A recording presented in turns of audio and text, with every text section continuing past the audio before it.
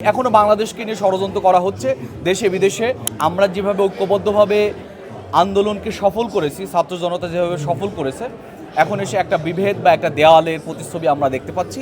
আমরা চাচ্ছি আন্দোলন সফল করার আগে যেভাবে আমরা ঐক্যবদ্ধ প্রচেষ্টা চালিয়েছি, সেই ঐক্যবদ্ধ প্রচেষ্টার মেসেজটি আমরা আবার দিতে চাই। আমরা ঐক্য থাকতে চাই এবং বৈষম্যহীন এবং দাসত্বমুক্ত একটি রাষ্ট্রের বা একটি সমাজের বা একটি জাতি গঠনের যে স্বপ্ন নিয়ে আমরা আন্দোলনে নেমেছিলাম, সেই মেসেজটি আবার মানুষের কাছে পৌঁছে দিতে চাই। মূলত এটাই মূল আমাদের এই আয়োজনের মূল টার্গেট। বিভেদ আমরা যদি বলি, আন্দোলনের সময় আমরা যেভাবে ঐক্যবদ্ধ ছিলাম, আন্দোলনের পরে আমাদের আন্দোলনের স্টেক হোল্ডার অনেক ছিল।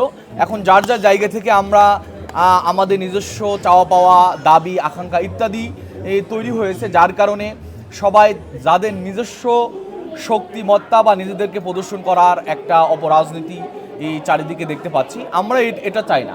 আমরা চেয়েছি বৈষম্যহীন, আমরা চেয়েছি আমাদের অধিকার, আমরা চেয়েছি দাসত্বমুক্ত একটা সুন্দর বাংলাদেশ গড়ে উঠুক।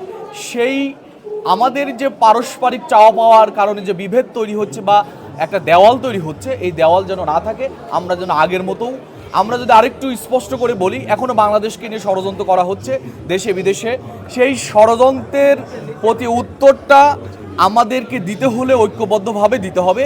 সেই ঐক্যবদ্ধ থাকার জন্য মূলত আমাদের এই আয়োজন। আমাদের এই ধরনের আয়োজন ধারাবাহিক থাকবে। আমাদের অনেক এই ধরনের আয়োজনের প্ল্যান আছে। আমরা বিভিন্ন শহর এবং বিভিন্ন গুরুত্বপূর্ণ জায়গায় ক্যাম্পাসে এই ধরনের আয়োজন আমরা করতে চাই। আমাদের সেই প্ল্যান বা চিন্তা আমাদের আছে।